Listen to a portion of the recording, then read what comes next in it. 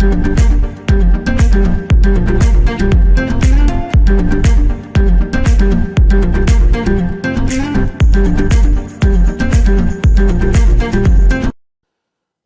tout le monde. Aujourd'hui dans cette vidéo, on va voir les angles alternes internes formés par deux droites parallèles et une séquente. Premièrement, on va définir les angles alternes internes, soit D et L de droites distinctes, et K, la séquente AD et AL. Soit 3 points A, B, F de D et G, E, C, 3 points de L, tels que A le point d'intersection de D et K, et E le point d'intersection de K et L. Les angles BAE et l'angle AAEC sont situés de part et d'autre de la séquente K. Donc, c'est pour cela on l'appelle deux angles alternes. Ces deux angles sont situés entre deux droites D et L. Donc, deux angles internes. Bon, puisque ces deux angles en bleu entre la droite D et la droite L, donc ces angles sont des angles internes.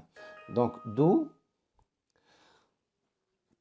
on appelle les angles BAE et AEC deux angles alternes internes, ainsi que les angles FAE et GEA, deux angles alternes internes.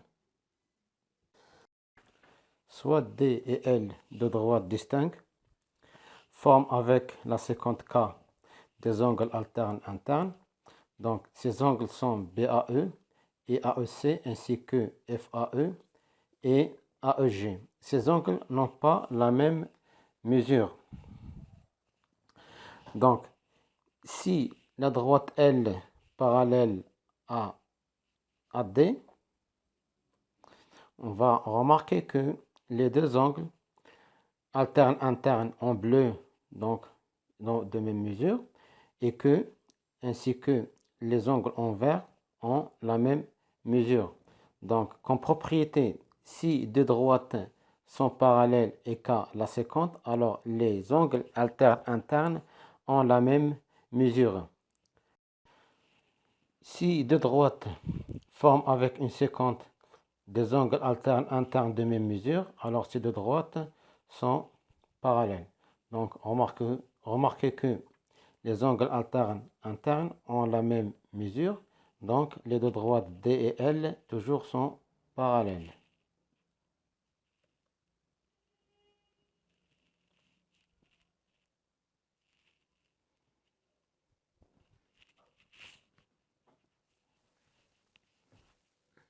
Donc si on a D et L deux droites parallèles, alors la séquente K forme avec D et L deux angles alternes internes de même mesure.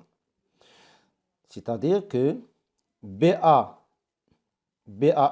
l'angle BAE égale à l'angle AEC, ainsi que les angles FAE et AEG, deux angles alternes internes de même mesure. Réciproque, si on a deux droites forment avec une séquente deux angles alternes internes de même mesure, alors ces deux droites sont parallèles. On résume. Si D et L deux droites parallèles et K une séquente AD et AL, alors ces droites forment deux angles alternes internes de même mesure. Donc ici, BAE égale à AEC, donc les angles en bleu de même mesure et les angles en jaune de même mesure. Si on a D et L deux droites et K une séquente AD forment des angles alternes internes de même mesure, alors ces deux droites sont parallèles. C'est la propriété 2. Exercice d'application. Soit AEI est un triangle. La droite BC passe par A est parallèle à la droite EI. La question montrant que la somme des mesures des angles de triangle AEI est égale à 180.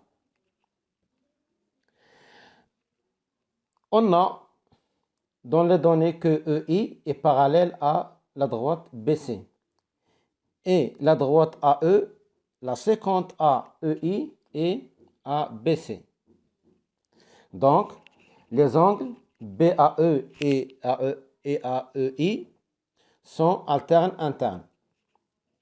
Et on a la séquente AI à la droite IE et à la droite BC. Donc, IE, il a déjà IE et BC sont parallèles. Ces droites forment deux angles alternes internes. C'est CAI et AIE. Or, si deux droites parallèles sont coupées par une séquente, alors les angles alternes qu'ils forment ont la même mesure, c'est-à-dire que BAE égale à AEI et CAI égale à l'angle AIE.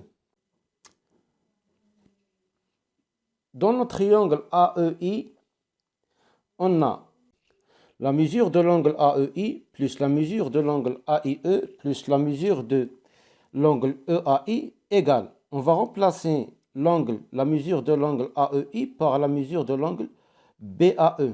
Parce que AEI égale à BAE sont deux angles alternes internes de même mesure. Et on va remplacer la mesure de l'angle AIE par la mesure de l'angle CIA. Parce que AIE et l'angle CAI de même mesure sont deux angles alternes internes. Donc, comme BAE plus CAI plus EAI égale à l'angle BAC. Et BAC est un angle plat, sa mesure est égale à 180. Donc, la somme des mesures des angles du triangle AEI égale à 180. Et merci et à bientôt.